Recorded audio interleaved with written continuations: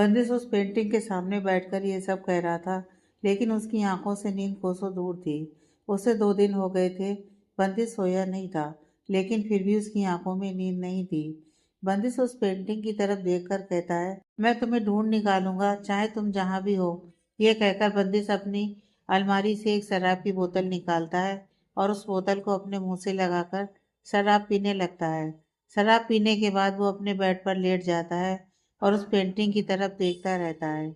नशे में होने के कारण उसको कब नींद लग जाती है उसे पता ही नहीं चलता, लेकिन नींद में भी उसका चेहरा उस पेंटिंग की तरफ ही था, जैसे वह नींद में भी वो उस लड़की को ढूंढ ही रहा है। उधर शिमला में 4 लड़कियां एक आश्रम के बाहर खड़ी हुई थी। उनमें से एक लड़की बोलती है, हम जल्दी तो नहीं आ गए। तभी दूसरी लड़की बोलती है, ये महक है ना, न खुश होती है न हमें सोने देती है। पता नहीं इसको क्या हो जाता है। अगर हम थोड़ी देर और सो जाते तो। महक उन सबकी बातें सुनकर कहती है, तुम यहाँ सब लोग सोने के लिए आई थी? हम शिमला में यहाँ इन अनाथ बच्चों का इलाज करने के लिए आए हैं। तुम अच्छी तरह से जानती हो दादाजी ने हमें यहाँ क्यों भेजा है, और तुम चाहती हो कि हम दोपहर तक सोते रहें और उसके बाद वापस रात को जाकर सो जाएं। तुम यहाँ क्या सिर्फ घूमने के लिए आई हो? काम नहीं करना? पहले थोड़ा काम करो, उसके बाद ही तुम्हें घूमने को मिलेगा। और तुम अच्छी तरह से जानती हो हम यहाँ एक हफ्ते के लिए आए थे, जिसमें से 4 दिन ऑलरेडी जा चुके हैं। अब हमारे पास सिर्फ 3 दिन बचे हैं। उस 3 दिन में हमने सारे आश्रम वालों का इलाज करना है और वापस दिल्ली के लिए निकलना है। यह सुनकर पायल कहती है, अरे हाँ, हमारे पास 3 दिन ही बचे हैं। चलो अपना जल्दी से काम शुरू करते हैं। तभी महक बोलती है, मैं और पायल बड़े बच्चों को चेक करते हैं। जिनको जो भी प्रॉब्लम है उस हिसाब से उनका इलाज करते हैं।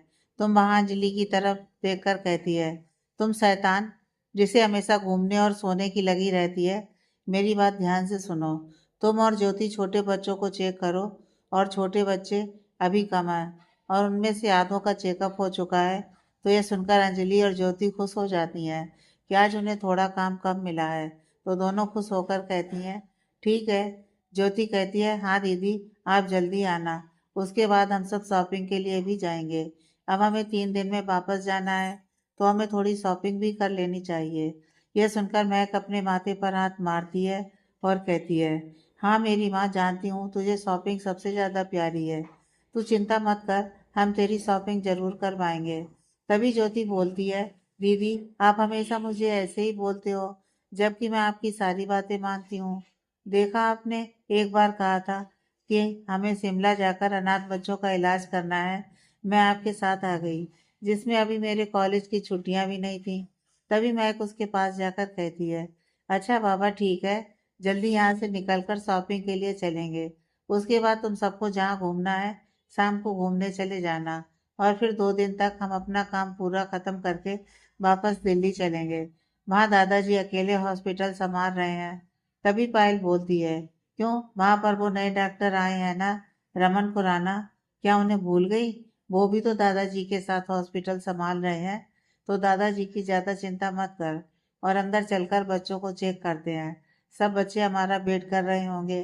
तभी मैं एक पीछे अपने ड्राइवर से कहती है कि वो सारे गिफ्ट और चॉकलेट अंदर बच्चों के पास भिजवा दो। तो ड्राइवर महक की बात सुनकर सारा सामान लेकर आश्रम के अंदर चला जाता है। सारा सामान रखने के बाद वापस आकर अपनी गाड़ी के पास ही खड़ा होकर महक और उसके दोस्तों पर नजर रखे हुए था, क्योंकि उसे सख्त हिदायत दी गई है कि वह इनको अकेला न छोड़े। इसलिए वो वहीं पर खड़ा होकर सब पर नजर रखे हुए था।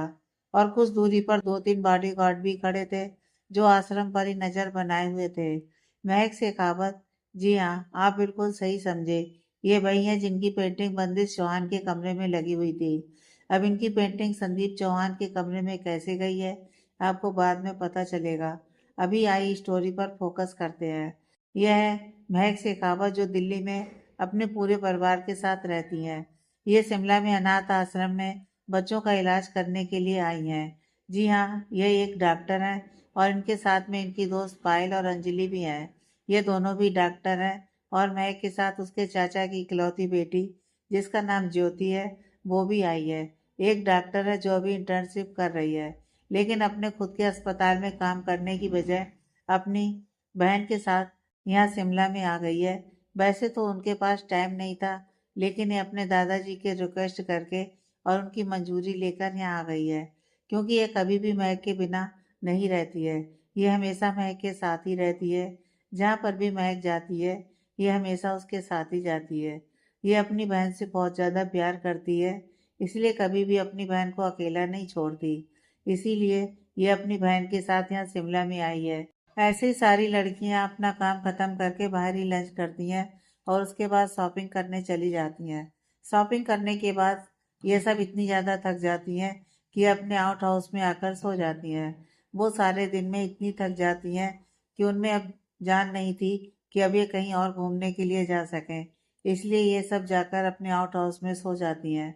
ज्योति महक के रूम में ही लेट जाती है और लेटे ही सो जाती है। महक ज्योति को देखकर अपने मन में कहती है, अभी तो इसे घूमने के लिए बाहर जाना था और अब देखो इतनी जल्दी सो गई है। ये सोचते हुए महक भी अपने बेड पर बैठकर सो जाती है। ऐसे ही 2 दिन निकल जाते हैं। वो सब शिमला में हर जगह घूम लेती हैं और मस्ती भी करती हैं और आश्रम के बच्चों का इलाज भी करके उन्हें ज़रूरी इंटरेक्शन देकर वो सब दिल्ली के लिए निकल जाती हैं। दिल्ली एयरपोर्ट वह सब दिल्ली एयरपोर्ट पर उतरती हैं।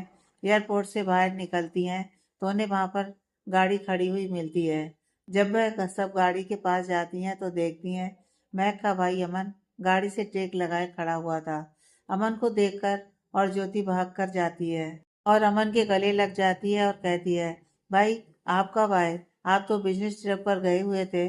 तो अमन कहता है, हाँ गया था, लेकिन अब मुझे आए हुए 2 दिन हो चुके हैं।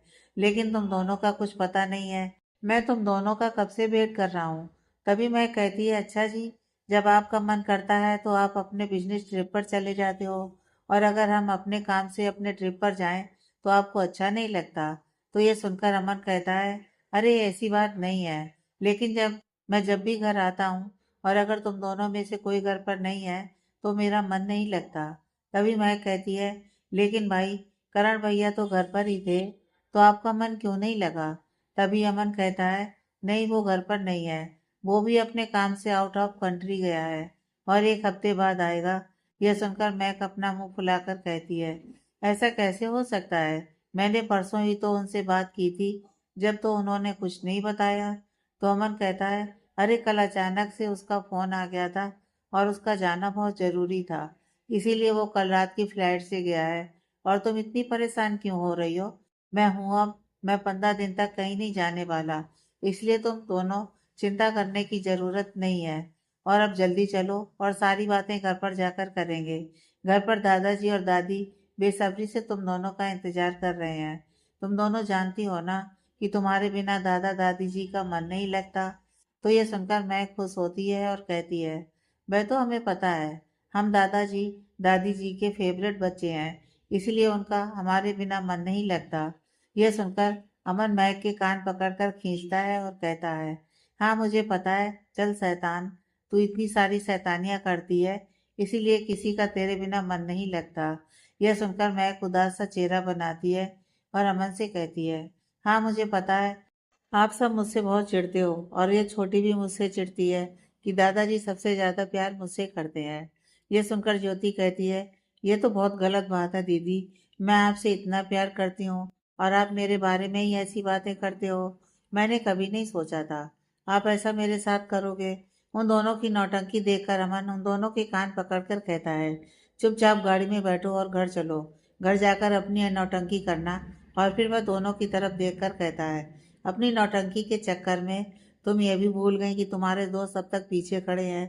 तो वह दोनों अपने माथे पर हाथ मारकर कहती हैं, हो तेरी, मैं तो भूल ही गई थी। तभी वो दोनों कहती हैं, अंजलि और पायल जल्दी आओ यार, लेट हो रहा है, दादाजी हमारा वेट कर रहे होंगे। तो वो दोनों भी उन दोनों के पास खड़ी होती हैं। तभी अमन कहता है कि अब जल्दी से गाड़ी में बैठो, मुझे और भी बहुत सारे काम हैं। यह कहते हुए अमन अपनी तिरछी नज़रों से अंजलि की तरफ देख रहा था और अंजलि अपना चेहरा नीचे करके खड़ी हुई थी। फिर वह सब जाकर अपनी गाड़ी में बैठ जाती है। अंजलि बिल्कुल अमन की सीट के पीछे बैठी हुई थी। यह देखकर अमन अपने रिव्यू मिरर को अंजलि की तरफ सेट कर लेता है और उसे देखता रहता है। यह बात अंजलि भी नोट कर लेती है, लेकिन वह कुछ रिएक्ट नहीं करती। इधर महक, ज्योति और पायल अपनी बातों में लगी हुई थी।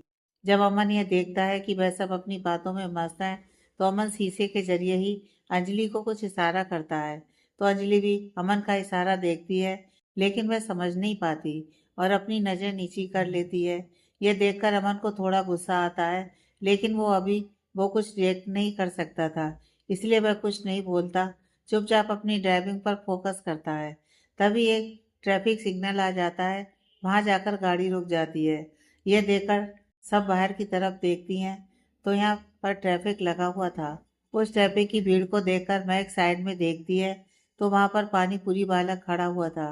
यह देखकर महक अमन से कहती है, भाई मुझे पानी पूरी खाना है। यह सुनकर अमन कहता है, तेरा दिमाग खराब है यार, इतना ट्रैफिक में तुझे पानी पूरी वाला कहाँ से दिख गया। और फिर वो चारों तरफ देखता है, तभी उसे भी साइड में पानी पूरी वाले का ठेला नजर आता है। तो वो कहता है, यहाँ रहने दो, शाम को कहीं रेस्टोरेंट में खा लेना। यह सुनकर महक कहती है, नहीं मुझे ठेले के ही खाने हैं, और वैसे भी यहाँ ट्रैफिक खुल जाता है तो आप आगे जाकर थोड़ी सी साइड में गाड़ी रोक देना। ये कहकर महक ज्योति और पायल की तरफ देखती है, तो वह दोनों भी उसके साथ ही जाते हैं। तभी वह सब अंजलि की तरफ देखती हैं, तो अंजलि उन्हें मना कर देती है। अंजलि कहती है, तुम अच्छी तरह से जानती हो, पानी पूरी खाने से मुझे जुकाम हो जाता है, और अगर मैं जुकाम लेकर घर गई तो माँ मुझे घर में घुसने नहीं देंगी, इसलिए तुम सब जाओ, मैं यहीं पर हूँ। वो सब उसकी बात सुनकर वहां से चली जाती हैं, क्योंकि उन्हें भी पता था कि अंजलि सच बोल रही है। उनके जाने के बाद गाड़ी में अमन और अंजलि रह जाते हैं। अमन पीछे मुड़कर अंजलि से कुछ बात करने जाता है। इतनी देर में ट्रैफिक क्लियर हो जाता है, गाड़ियों का हॉर्न बजाना शुरू हो जाता है। तो अमन अपनी गाड़ी आगे ले जाकर एक साइड में रोक देता है, और फिर अंजलि की तरफ देखकर कहता है, तो मेरे इशारे क्यों नहीं समझ रही थी। यह सुनकर अंजलि कहती है, नहीं मुझे नहीं समझ में आया, आप इतना गुस्सा क्यों हो रहे हो, और आप ऐसे इशारे कर रहे थे, अगर वह सब देख लेती तो। अमन कहता है, देख लेते तो कोई बात नहीं, वैसे भी थोड़े दिन बाद तो सबको पता चल ही जाएगा कि हम दोनों साथ में हैं। यह कहकर अमन अपनी सीट थोड़ी पीछे झुकाता है और अंजलि के गाल पर किस कर लेता है। यह देखकर अंजलि जल्दी से चारों तरफ देखती है और अमन की तरफ देखकर कहती है, ये आप क्या कर रहे हैं, अगर कोई देख लेगा तो क्या कहेगा। यह सुनकर अमन कहता है, ठीक है, मैं अभी कुछ नहीं कह रहा हूँ, लेकिन कल शाम तुम मुझसे मिलने के लिए आओगी। यह सुनकर पहले तो अंजलि मना करती है, लेकिन अमन के बार बार कहने पर वह हाँ कर देती है। तो अमन कहता है, हमारे फेवरेट रेस्टोरेंट में शाम 7 बजे पहुंच जाना, मैं तुम्हारा इंतजार करूंगा। यह सुनकर अंजलि हाँ कर देती है। इधर महक, ज्योति और पायल पानी पूरी खा रहे थे मजे से। आज वह सब बिल्कुल फ्री होकर मस्त बच्चों की तरह एंजॉय कर रही थी। तभी सिग्नल पर एक गाड़ी आकर रुकती है, और उस गाड़ी में बैठा शख्स उस तरफ देखता है जहाँ पर महक और उसके दोस्त खड़े हुए थे। तभी उसकी नज़र महक पर पड़ती है, तो वह थोड़ी देर के लिए महक को देखता रहता है और अपने मन में कहता है, मुझे ऐसा क्यों लग रहा है जैसे मैंने इस लड़की को कहीं देखा है, लेकिन अभी मुझे याद नहीं। वह अपने दिमाग पर बहुत जोर डालता है, लेकिन उसे याद नहीं आता है। फिर उसकी नज़र जाती है, महक पानी पूरी वाले से हटकर एक गाड़ी में जाकर बैठ जाती है। गाड़ी वहां से चल पड़ती है। वो गाड़ी का पीछा करने की सोचता है, लेकिन ग्रीन सिग्नल नहीं हुआ था, इसलिए वह उनका पीछा नहीं कर पाता। लेकिन जब ग्रीन सिग्नल होता तो उनका पीछा करता है, लेकिन तब तक वो गाड़ी बहुत आगे निकल चुकी थी और वह उसे दिखाई भी नहीं दे रही थी। इसलिए वो वहीं एक साइड में गाड़ी रोककर अपने मन में दोबारा सोचता है कि उसने इस लड़की को कहाँ देखा है और वह इसका पीछा क्यों कर रहा था। यह सोचते हुए वह अपनी गाड़ी अपने होटल की तरफ भगा देता है। उसे बार बार यही लग रहा था कि वो उस लड़की को जानता है, इसलिए वो जल्दी से होटल में चेक करना चाहता था। वो जल्दी अपने होटल पहुंच जाता है। वह बिल्कुल जल्दी जल्दी अपने रूम में जाकर अपना सारा सामान इधर उधर फैला देता है। तभी उसके सामने एक पोस्टर निकलता है, जिसमें एक लड़की की पेंटिंग थी। पेंटिंग में एक लड़की थी। वो उस पेंटिंग को देखकर हैरान हो जाता है और अपने मन में कहता है, शिट, मुझसे ये कैसे हो गया। मैं बार बार सोच रहा कि मैंने उसे कहाँ देखा है। अब मेरी समझ में आया, ये तो वही लड़की है जिसे हम सब पिछले 6 महीने से ढूंढ रहे हैं और हमें अब तक कहीं नहीं मिली थी। अब अचानक मेरे सामने आ गई तो मुझे पता ही नहीं चला। मुझे फौरन बॉस को यह बात बतानी होगी। तभी वह अपना फ़ोन निकालता है और किसी को फ़ोन मिलाता है। थोड़ी देर बाद उधर से आवाज़ आती है, हाँ बोलो क्या हुआ है। तो वो आदमी बोलता है, शेर खान सर, हम जिस लड़की को ढूंढ रहे थे मैंने आज उस लड़की को देखा है। यह सुनकर शेर खान भी सोच में पड़ जाता है। फिर कहता है, किस किस लड़की को जिसको बॉस ने ढूंढने के लिए कहा है? तो वो आदमी बोलता है, हाँ सर, मैंने उसे यहाँ दिल्ली में देखा है। शेर खान बोलता है, तुम सच बोल रहे हो क्या? तुमने सच में उसे देखा है या सिर्फ तुम्हारा वहम है? अगर ये तुम्हारा वहम है, अगर ये तुम्हारा वहम होगा तो तुम अच्छी तरह जानते हो कि बॉस तुम्हारा क्या हाल करेगा।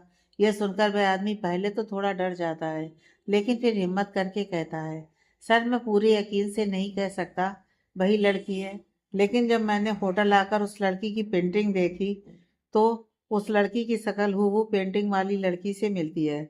बताइए हमें क्या करना चाहिए? हमें बॉस को यह बात बतानी चाहिए या नहीं? आप अच्छी तरह से जानते हैं उन्होंने हमें 15 दिन का टाइम दिया है। अगर हमने 15 दिन में उन्हें जवाब नहीं दिया तो वो हम में से किसी को भी नहीं छोड़ेंगे।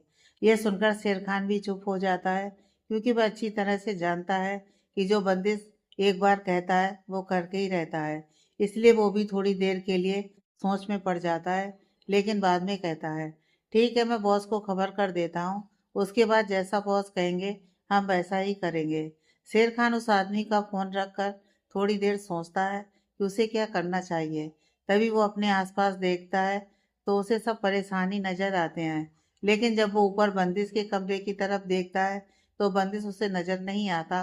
तो वह सोच में पड़ जाता है आखिर उसे क्या करना चाहिए, क्योंकि इस वक्त घर के हालात भी ऐसे थे कि बंदिश का यहाँ रहना जरूरी था।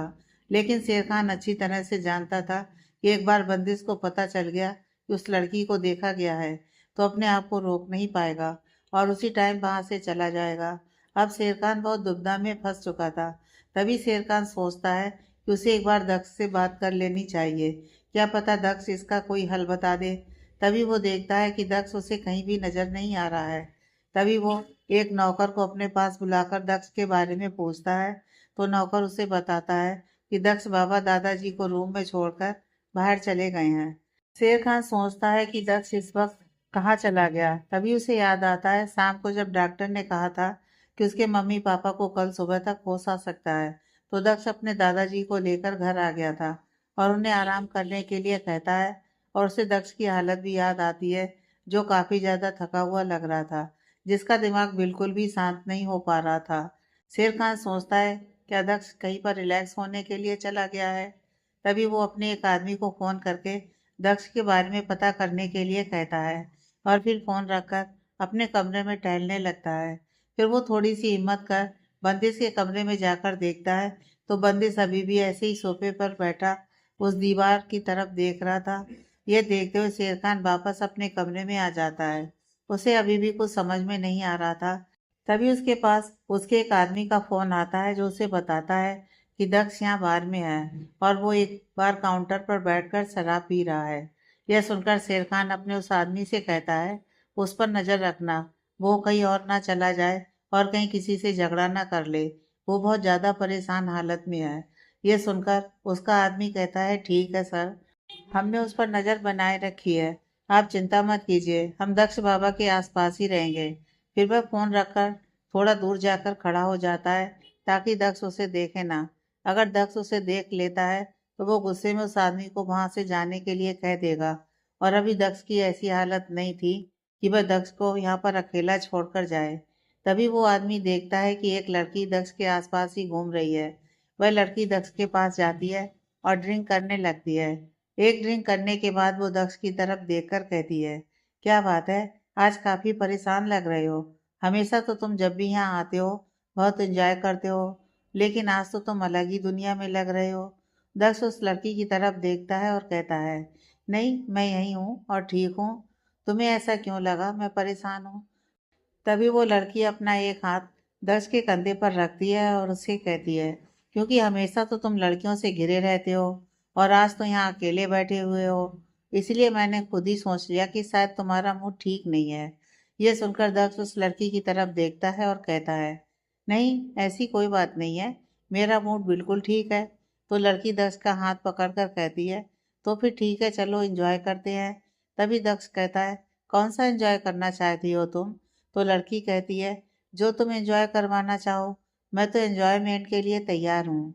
यह सुनकर दक्ष मुस्कुराता है और उसे खींचकर अपने पास कर लेता है और उसकी कमर पर हाथ रखकर कहता है, चलो फिर, जब तुम यही चाहती हो तो यही सही।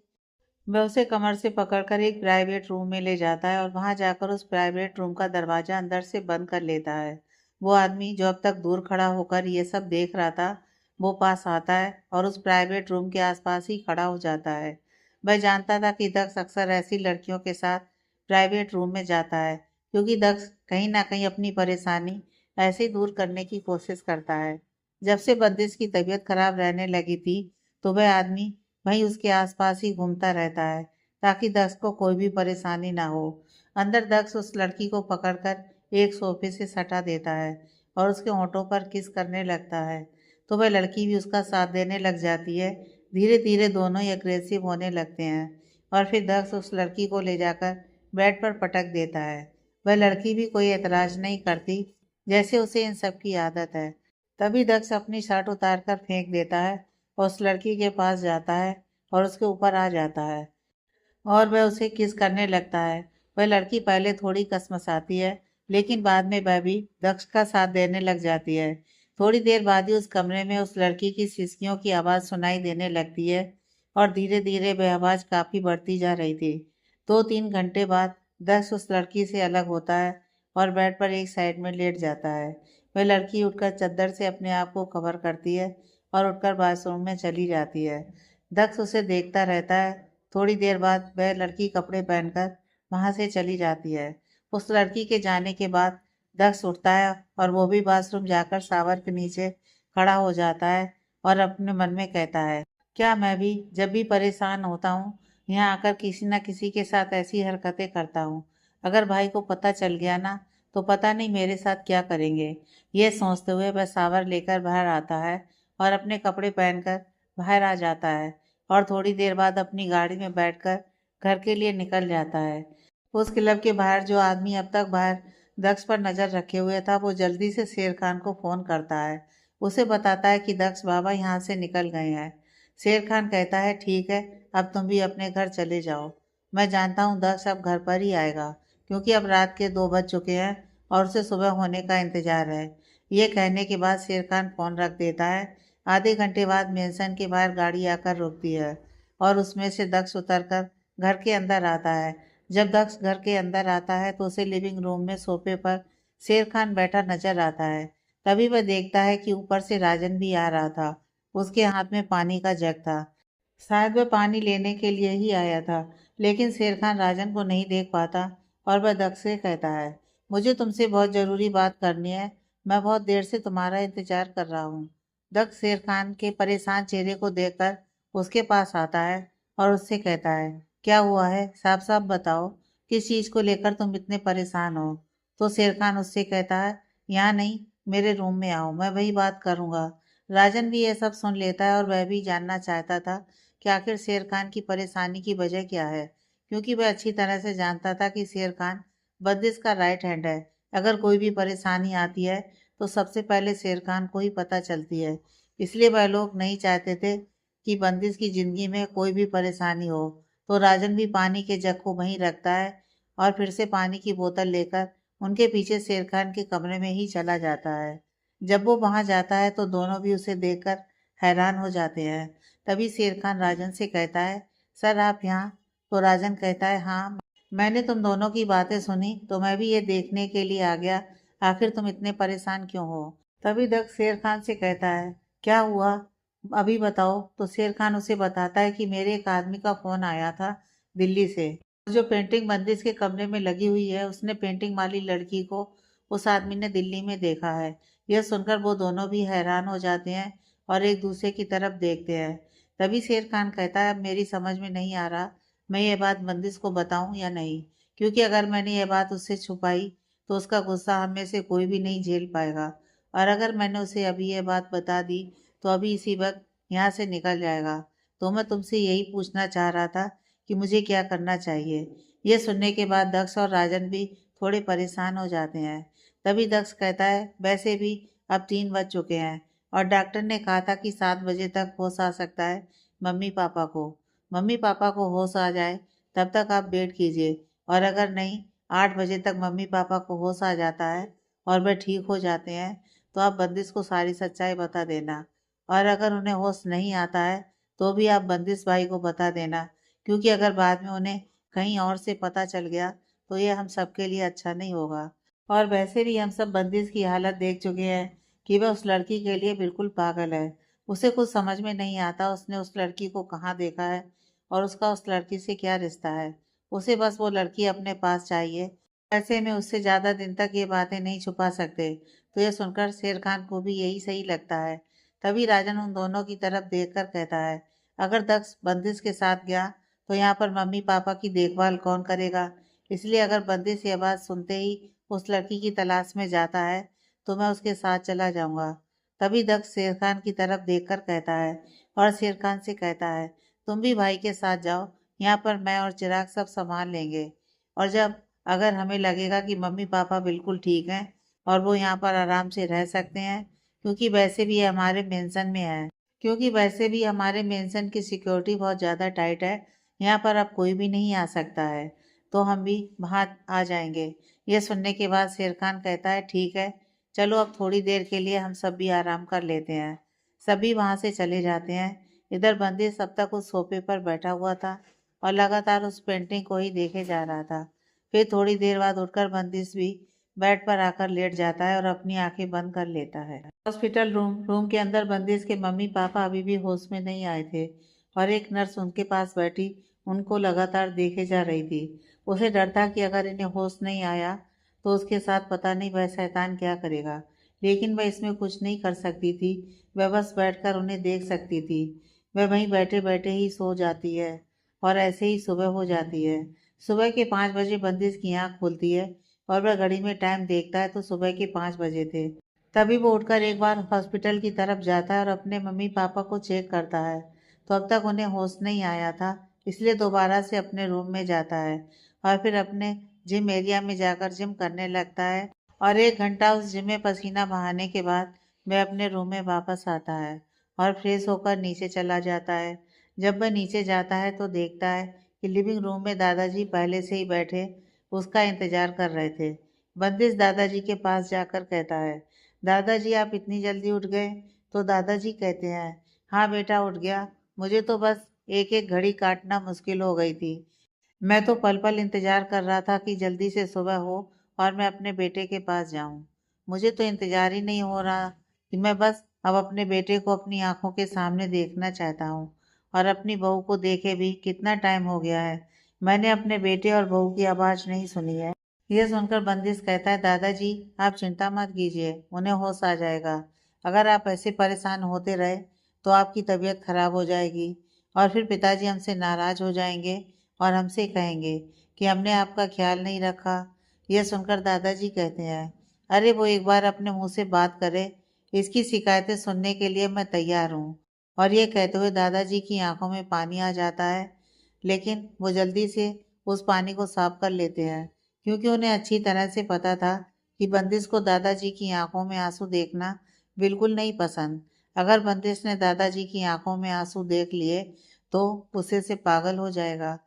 फिर दादाजी बंदिश की तरफ देखकर कहते हैं, चलो वहाँ डॉक्टर के पास से चलकर पूछते हैं कि तुम्हारे पिताजी को होश आया या नहीं। ये बातें सुनकर बंदिश कहता है, ठीक है। इतनी देर में उन्हें सीढ़ियों से उतरते हुए दक्ष की आवाज़ सुनाई देती है, जो दादाजी को कह रहा था, पहले आप नाश्ता करेंगे, उसके बाद आप पिताजी के पास जाएंगे, क्योंकि नाश्ता करने के बाद आपको दवाई लेनी है। आपने दवाई नहीं ली तो आपका बीपी कम हो जाएगा, जिससे आपकी तबीयत खराब हो जाएगी और आप पिताजी को भी नहीं संभाल पाओगे। इसलिए अच्छा है पहले आप नाश्ता कीजिए, अपनी दवाई लीजिए, उसके बाद ही पिताजी के पास चले जाना। यह सुनकर उसके दादाजी को गुस्सा तो आता है, लेकिन वो जानता था दक्ष उनकी दवाई को लेकर बहुत ही ज़्यादा स्ट्रिक्ट हो जाता है और वो उनकी कोई भी बात नहीं सुनेगा, इसलिए और चुपचाप खड़े होकर डाइनिंग टेबल पर जाकर बैठ जाते हैं। उन्हें डाइनिंग टेबल पर बैठते हुए देखकर बंदिश भी उनके पास आकर बैठ जाता है। इतनी देर में राजन और शेर खान भी ऊपर से नीचे आते हैं, वो भी डाइनिंग टेबल पर बैठ जाते हैं। तभी दक्ष एक सर्वेंट को नाश्ता लगाने के लिए कहता है। सर्वेंट जल्दी से डाइनिंग टेबल पर नाश्ता लगा देते हैं। सब नाश्ते को देखते हुए थोड़ा थोड़ा नाश्ता कर अस्पताल की ओर चले जाते हैं। जाकर देखते हैं कि डॉक्टर उनके पिताजी का चेकअप कर रहे थे। ये देखते हुए पूछता है कि क्या हुआ, होश आया या नहीं? तो डॉक्टर बंदिश की तरफ देखकर कहता है, चिंता की कोई बात नहीं है, थोड़ी देर में होश आ जाएगा। तभी बंदिश के पिताजी धीरे धीरे अपनी आंखें खोलते हैं और अपने आसपास सबको देखकर कुछ बोलने की कोशिश करते हैं, लेकिन वो अपने शरीर की कमजोरी के कारण कुछ बोल नहीं पाते और आगे बढ़कर उनके हाथ को पकड़ लेता है। तो बंदिश उनके हाथ की तरफ देखते हैं और उनकी आंखों में पानी आ जाता है। ये देखकर बंदिश उनके आंसू पोंछ कर कहता है, पिताजी अब आप बिल्कुल ठीक है, चिंता करने की बात नहीं है। ये देखिए दादाजी कब से आपके होश में आने का इंतजार कर रहे हैं। तभी उनके पिताजी की नज़र अपने पिता पर जाती है, तो वह नम आंखों से उन्हें देखने लगते हैं। उनके होश में आने के बाद बंदिश के दादाजी भी अपने बेटे के पास जाकर उसके माथे को चूमते हैं और बड़े प्यार से उनके चेहरे पर हाथ फेर कर कहते हैं, मेरा बेटा मेरे पास आ गया, अब मुझे किसी बात की भी चिंता नहीं है। मैं जानता हूँ अब सब कुछ ठीक हो जाएगा, अब किसी को भी परेशान नहीं होना पड़ेगा। मेरा बेटा और मेरे पोते मिलकर सही कर देंगे। तभी दक्ष भी आगे आता है और अपने पिताजी के गले लग जाता है। तभी उसके पिताजी के मुंह से एक कहा निकलती है, तो दक्ष जल्दी से खड़ा हो जाता है, क्योंकि वो समझ गया था कि उनकी किसी चोट पर दर्द हो रहा है। दूर से उनसे पूछता है, पिताजी अब आप कैसे हैं, आप ठीक तो है ना? दक्ष के पिताजी ये सुनकर अपनी पलकें झपका देते हैं, तो समझ जाते हैं कि ठीक होने का इशारा कर रहे हैं। तभी उन्हें नर्स की आवाज़ आती है, जो उन्हें कह रही थी, डॉक्टर डॉक्टर, अब इन्हें होश आ रहा है। ये सुनकर डॉक्टर बंदिश की माँ के पास जाते हैं, तो वह देखते हैं कि उनके हाथ की उंगलियां हिल रही हैं। तो डॉक्टर उन्हें अच्छी तरह से चेक करते हैं और फिर उन सबकी तरफ देखकर कहते हैं, देखिए इन्हें होश तो आ गया है, लेकिन ड्रग्स के ओवरडोज की वजह से उनके शरीर ने रिस्पॉन्स करना कम कर दिया है, इसीलिए इनको अभी कुछ और टाइम लगेगा पूरी तरह से ठीक होने में। इन्हें ऐसे ही ऑब्जर्वेशन में रखना होगा, धीरे धीरे उनकी बॉडी रिकवर होना शुरू हो जाएगी। ये सुनकर सब थोड़े से उदास हो जाते हैं। उनकी माँ को होश नहीं आया, लेकिन फिर भी वो सब खुश थे कि वो उनके पास आए और अब वो जल्दी ठीक भी हो जाएंगी। दक्ष अपनी माँ के पास जाता है और उनके सिर पर हाथ फेर कर उनके माथे को किस करके कहता है, माँ जल्दी से होश में आ जाइए, हम सबको आपकी बहुत ज़रूरत है। प्लीज़ देखिए कब से हम आपकी राह देख रहे थे, लेकिन आप तो कब से अपनी आंखें बंद करके लेटी हुई हैं, अपनी आंखें ही नहीं खोल रही हैं। तभी उसके दादाजी दक्ष के पास जाते हैं और उसके कंधे पर हाथ रखकर कहते हैं, कोई बात नहीं बेटा, जब तुम्हारे पिताजी को होश आ गया तो तुम्हारी माँ को भी होश आ जाएगा। उनकी देखभाल के लिए एक नर्स पॉइंट कर लो। तो डॉक्टर कहते हैं, नहीं इसकी ज़रूरत नहीं है, मैंने इस नर्स को आंटी के लिए ही अपॉइंट किया है, आंटी के साथ ही रहेगी और उनकी देखभाल भी करेगी। फिर वो दादाजी की तरफ देखकर कहता है, हम अभी नए आदमी को यहाँ लाने का रिस्क नहीं ले सकते और मैं और किसी नर्स पर इतना भरोसा नहीं कर पाऊंगा। मैं इस पर भरोसा करता हूँ क्योंकि ये मेरे पहचान वाली है। आप इस पर भरोसा कीजिए और किसी को मत बुलाइए। तो सबको डॉक्टर की बात सही लगती है। तभी राजन भी दक्ष की माँ के पास आकर उनका हाथ अपने हाथ में लेकर और उनके हाथ पर एक छोटी सी किस कर लेता है और उन्हें देखते हुए कहता है, माँ जल्दी से होश में आ जाइए। यह सुनकर सबकी आंखों में पानी आ जाता है, लेकिन कोई कुछ नहीं कर सकता था। तभी उनके पिताजी कहते हैं, कोई बात नहीं बच्चों, मैं होश में आ गया हूँ और बंदिश ठीक हो गया है, तो तुम्हारी माँ भी ठीक हो जाएंगी। लेकिन तभी सब देखते हैं कि बंदिश दूर खड़ा हुआ ही सब कुछ देख रहा है, वह अपनी माँ के पास नहीं जाएगा। ये देखकर सब उदास हो जाते हैं, लेकिन सब जानते थे कि बंदिश मजबूर है, वह औरतों के करीब नहीं जा सकता, उसे औरतों से एलर्जी है, इसलिए वह बस दूर से ही अपनी माँ को देख रहा है। यही वजह है कि सब हैरान है, जब बंदिश को औरतों से इतनी एलर्जी है कि वो उनके करीब आज तक नहीं जा सकता, तो उसने उस पेंटिंग वाली लड़की को कहाँ देखा। सब उन सबसे मिलकर वापस लिविंग रूम में आ जाते हैं, क्योंकि डॉक्टर ने कहा था कि कोई ज़रूरत नहीं है, इसलिए डॉक्टर ने उन्हें वहां से जाने के लिए कहते हैं, क्योंकि उसने दक्ष के पिताजी को भी इंजेक्शन देकर सुला दिया था ताकि उनकी बॉडी को आराम मिल सके। लिविंग रूम में आने के बाद शेर खान दक्ष और राजन की तरफ देखता है और उन्हें इशारे से पूछता है कि उसे क्या करना चाहिए, उसे बताने के लिए कहते हैं। तभी दक्ष उठकर अपने दादाजी को उनके कमरे में आराम करने के लिए ले जाता है और वापस लिविंग रूम में आता है तो देखता है एक मेड उनके पास आकर कहती है, सर, पिंकी मैम को बुखार है, वो उठ नहीं रही है और वो छोटी बच्ची भी रो रही है। पिंकी काव्या का ही घर का नाम था। यह सुनने के बाद दक्ष राजन उस कमरे की तरफ से जाते हैं और बंदिश उठकर डॉक्टर के पास फोन करता है और उसे घर के अंदर आने के लिए कहता है। डॉक्टर भी जल्दी से अंदर आता है तो बंदिश उसे पिंकी के कमरे में लेकर जाता है और उसे चेक करने के लिए कहता है। डॉक्टर पिंकी को चेक करने के बाद दक्ष की तरफ देखकर कहता है, घबराने की ज़रूरत नहीं है, काफ़ी टाइम से ये वहाँ बंद थी और इन्हें खाने पीने के लिए ढंग से कुछ नहीं दिया गया तो उनकी बॉडी थोड़ी वीक हो गई है। शायद रात को बच्ची ने दूध पिया होगा अपनी माँ का, इस वजह से पिंकी को कमजोरी के कारण बुखार हो गया है। आप चिंता मत कीजिए, मैंने इन्हें इंजेक्शन लगा दिया है, इनका बुखार जल्दी उतर जाएगा। लेकिन जब इनका बुखार उतर जाए तो इनके खाने का अच्छे से ध्यान रखना, नहीं तो दोबारा से बुखार आ सकता है। और अभी इस बच्ची को भी पिंकी से थोड़ा दूर ही रखें, नहीं तो बच्ची को भी बुखार हो जाएगा। ये सुनकर दक्ष इस बच्ची को अपनी गोद में उठाता है और एक मेड को देखकर कहता है, इसका ख्याल तुम रखो और इसे अच्छे से साफ कर, अच्छे कपड़े पहनाकर इसे साफ सुथरा करके अपने पास रखो जब तक पिंकी का बुखार नहीं उतर जाता। तो मेड हाँ करके उस बच्ची को लेकर वहां से बाहर चली जाती है। वो बच्ची भी खुशी खुशी इस मेड के साथ बाहर आ जाती है क्योंकि उसे भी बाहर जाने की इच्छा हो रही थी। बाहर आकर हर एक चीज को अपनी चमकती आंखों से देख रही थी और ठीक होकर के स्माइल कर रही थी और अपने छोटे छोटे हाथों से ताली बजा रही थी। उसको ऐसे देखकर सबको अच्छा लगता है, लेकिन बंदिश उस बच्ची की तरफ नहीं देखता। तभी दक्ष बंदिश की तरफ देखकर कहता है, भाई, एक बार उसे देखो तो सही, वो बहुत प्यारी है, क्यूट सी है, बिल्कुल जैसी हमारी पिंकी छोटी थी। ये सुनकर बंदिश दक्ष की तरफ देखकर कहता है, तुम अच्छी तरह से जानते हो मैं उस बच्ची के करीब नहीं जा सकता, फिर भी तुम ऐसी बातें कर रहे हो। ये सुनकर दक्ष चुप हो जाता है क्योंकि उसने ये तो सोचा ही नहीं था। वो तो कब से यही सोच रहा था कि बंदिश जानबूझकर उसके करीब नहीं आ रहा है और ये बात उसे अच्छी नहीं लगती। लेकिन जब बंदिश ने उसे वजह बताई तो वो चुप हो जाता है। उसके बाद कोई जवाब नहीं होता कहने के लिए। फिर वो सब बाहर आकर अपने रूम में बैठ जाते हैं क्योंकि उन्हें अच्छी तरह पता था कि पिंकी का बुखार डरा देने वाला नहीं है, वो ठीक हो जाएगी। इधर शेर खान बंदिश के सामने आकर कहता है, सर, मुझे आपसे बात करनी है। तभी बंदिश शेर खान की तरफ देखता है और उसे कहता है, हाँ कहो, क्या बात है, मैं सुन रहा हूँ।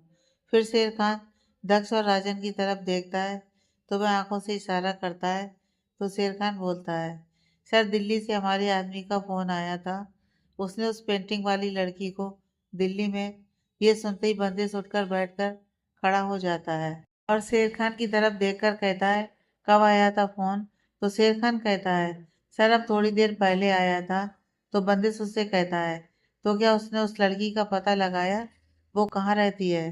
तो शेर खान चुप हो जाता है और फिर बंदिश की तरफ देखकर कहता है, सर, उसने उस लड़की को ट्रैफिक सिग्नल पर देखा था और जब तक वो उस लड़की का पीछा करता, वह सिग्नल ग्रीन होने की वजह से उसकी नज़रों से गायब हो गई थी। बॉस, उसे ये पक्का यकीन है कि उसने उसे दिल्ली में देखा है।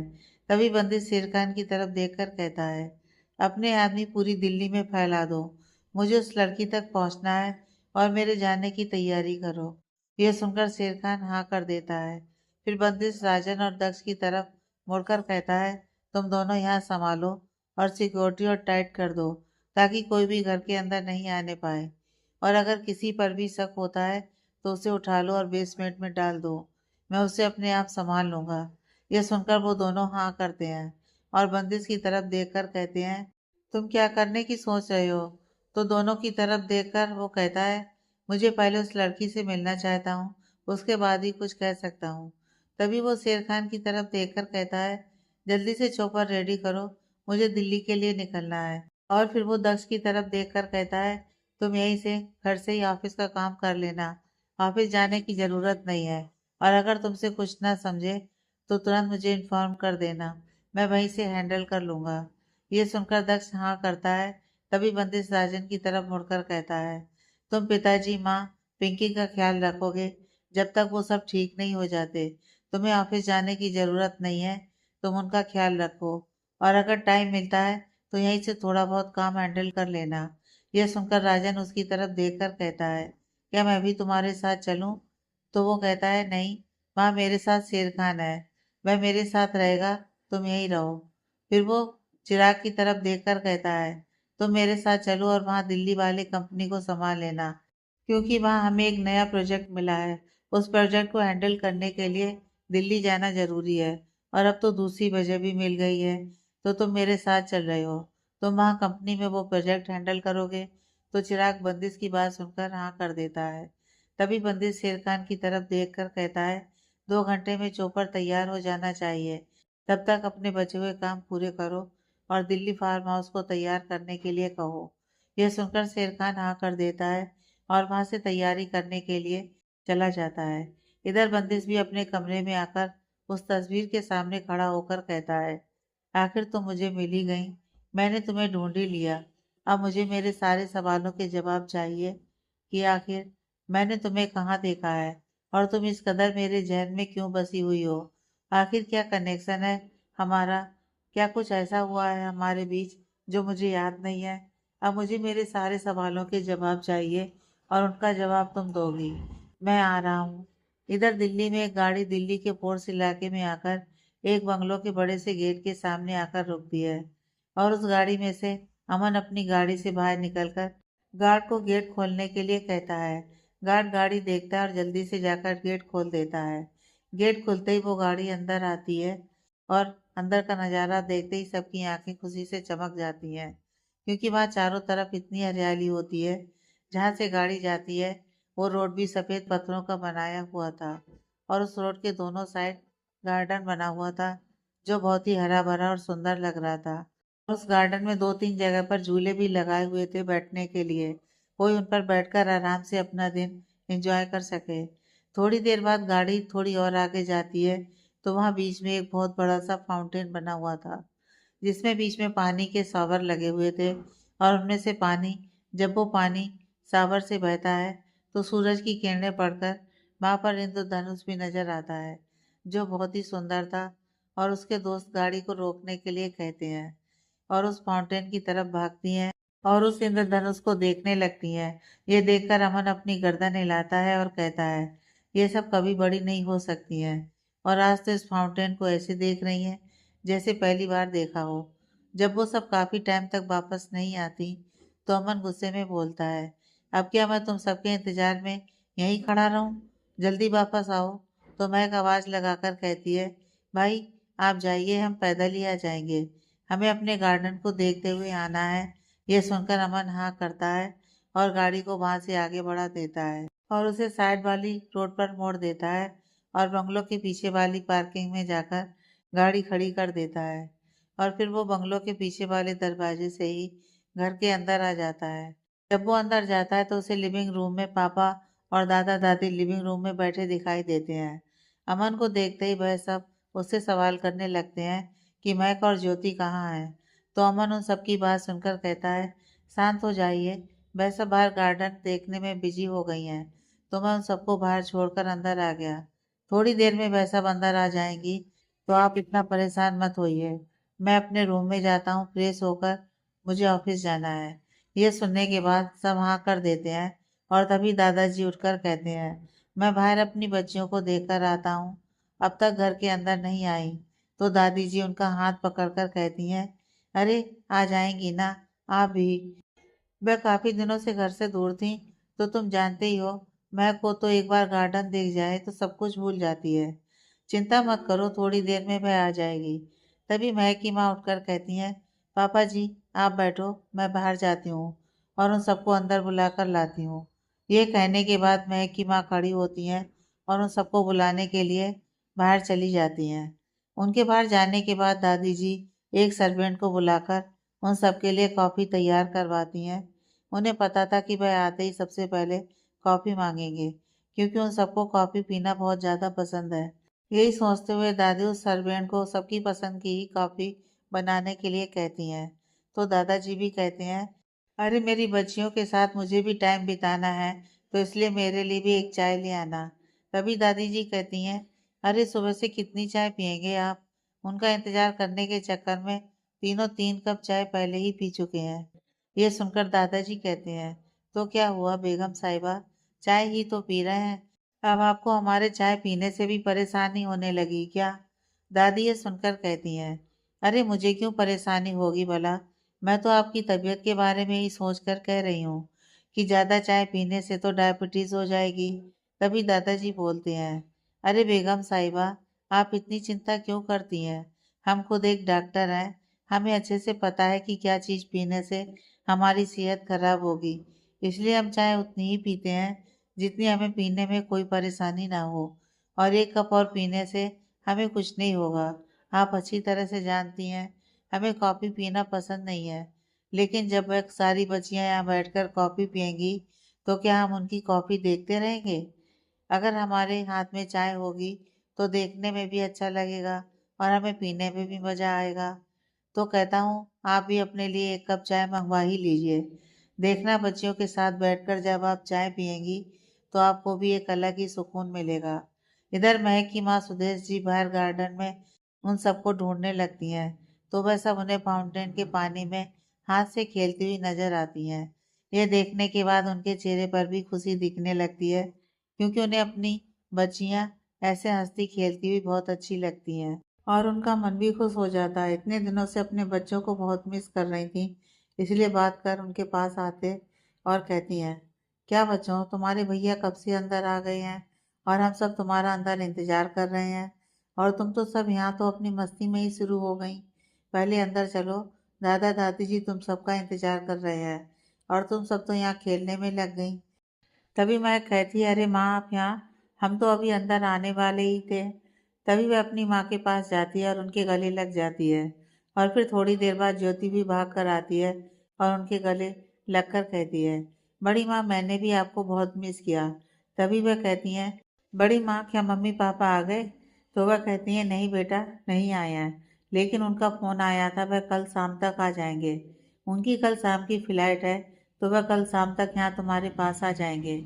यह सुनकर ज्योति और भी खुश होती है और कहती है, वह कितने वक्त बाद मैं मम्मी पापा से मिलूंगी, उन्हें भी पता क्या शौक लगा रहता है। तभी लेते हैं और बिजनेस ट्रिप पर चले जाते हैं। तभी महक जाकर उसके सर पर एक चपत लगाती है और कहती है, बस कर पगली, आ जाएंगे वह सब। अगर तूने ऐसे ही याद करती रही तो उनकी हिचकियां बंद नहीं होंगी और वह समझ जाएगी कि उनकी नालायक बेटी उनको याद कर रही है। यह सुनकर तो ज्योति का मुंह बन जाता है और वो महक की तरफ देखकर कहती है, आप हमेशा ऐसे ही करते हो, आप हमेशा मेरा ऐसे ही मजाक उड़ाते रहते हो। मुझे आपसे नहीं करनी बात, मैं तो अपने बड़े पापा के पास जा रही हूँ और उनसे आपकी शिकायत करूँगी, वो आपको डांटेंगे। यह सुनकर महक कहती है, ठीक है, फिर तो उनके पास जा, मैं दादा दादी के पास जाती हूँ।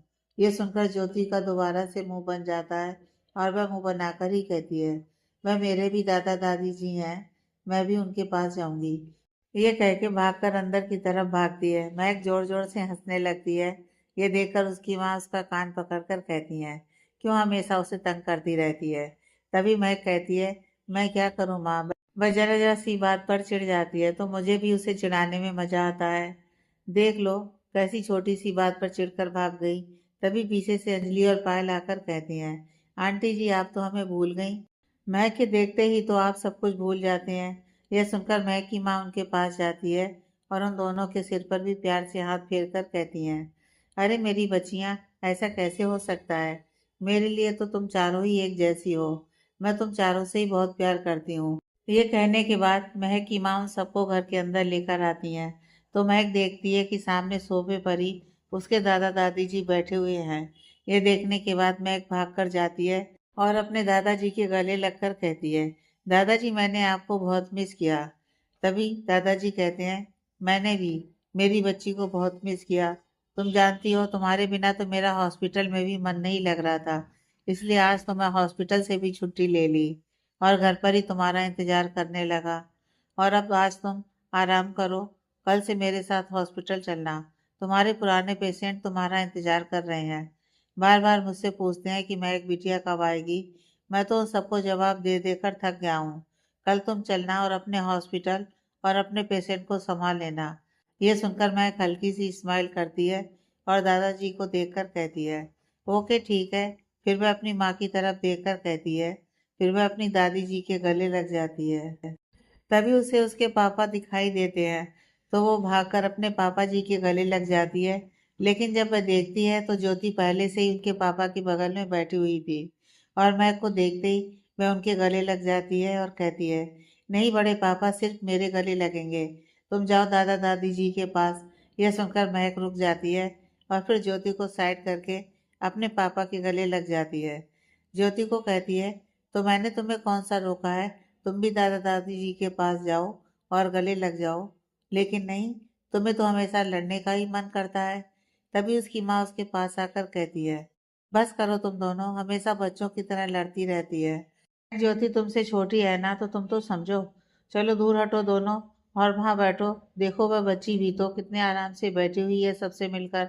लेकिन तुम दोनों ने आते ही पूरे घर में एक ऊधम मचाना शुरू कर दिया है। यह सुनकर दादाजी कहते हैं, अरे वो मचाने दो ना इन दोनों को शोर। इनके घर में आने से ही तो खुशी आती है, नहीं तो घर बिल्कुल शांत हो गया था।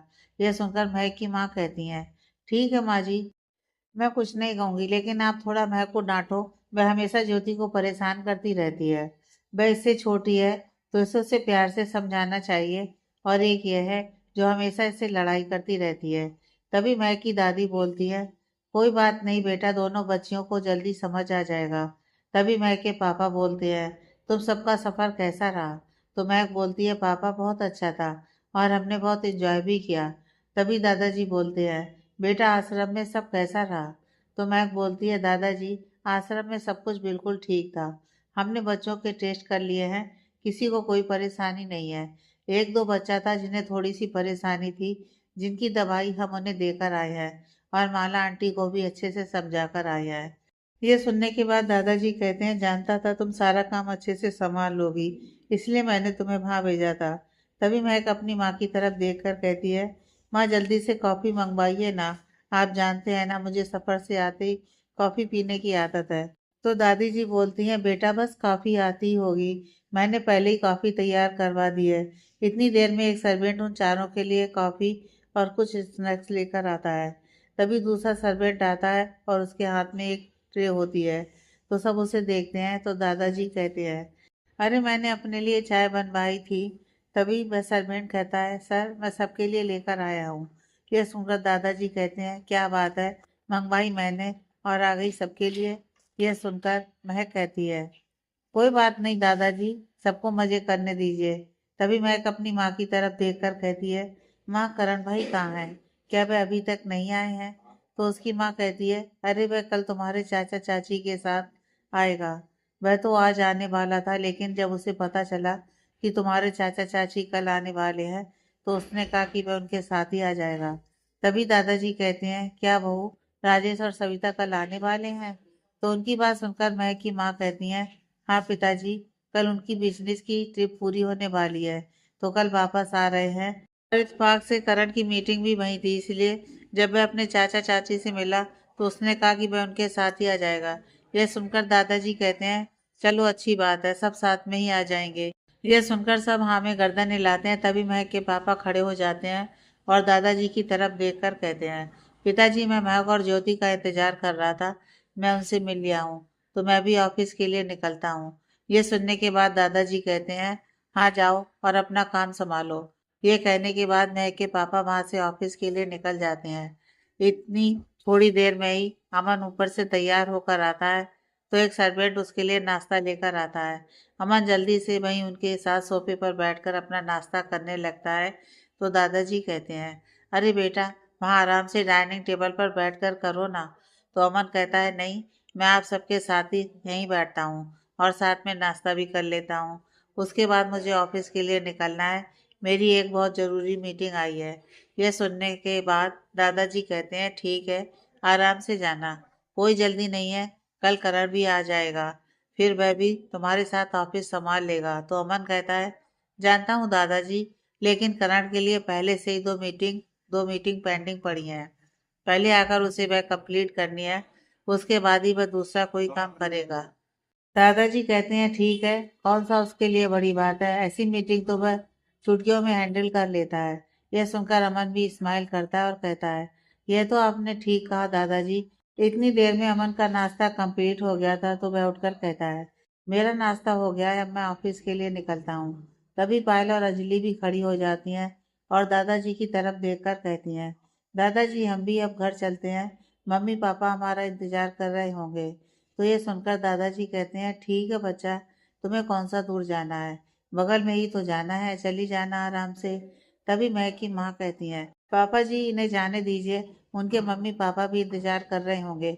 अगर बच्चे थोड़ा सा लेट हो जाते हैं तो सब परेशान हो जाते हैं। आप जानते हैं ना, जब ये थोड़ा लेट हो गए थे तो हम भी इन सब के लिए परेशान हो गए थे। तो ये सुनकर दादाजी कहते हैं, हाँ बहू तुमने ठीक कहा।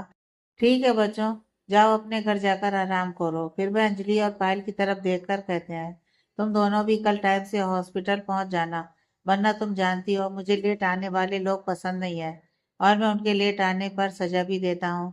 ये सुनकर वह दोनों स्माइल करती हैं और कहती हैं, ठीक है दादाजी, हम टाइम पर आ जाएंगे, आपको हमें सजा नहीं देनी पड़ेगी।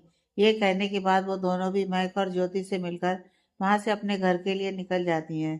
यहीं पास में ही उनका घर भी था, इसलिए वह पैदल ही गार्डन की साइड वाले रास्ते से ही अपने गार्डन में एंटर होती हैं, अपने घर के अंदर चली जाती हैं। फिर पीछे मुड़कर महक के घर की तरफ देखकर कहती हैं, हमेशा ही ये बंगलो कितना सुंदर लगता है और इस पर लिखा हुआ आर्यस मेंशन लिखा हुआ कितना सुंदर लगता है। ये कहने के बाद वह दोनों वापस से अपने गार्डन की तरफ देखती हैं और अपने बंगलों की तरफ जाती हैं। तो बाहर ही उनके मम्मी पापा उनका वेट करते हुए खड़े नजर आते हैं। उनको देखते ही वह भी भागकर उनके पास जाती हैं और उन्हें गले लगा लेती हैं। इधर महक भी सबसे मिलने के बाद अपने कमरे में आती है और इतने दिनों बाद अपने कमरे को देखकर अपने कमरे में चारों तरफ घूमने लगती है और एक एक चीज को ध्यान से देखती है। फिर बालकनी में आकर अपने गार्डन को ध्यान से देखती है। आगे की कहानी नेक्स्ट पार्ट में।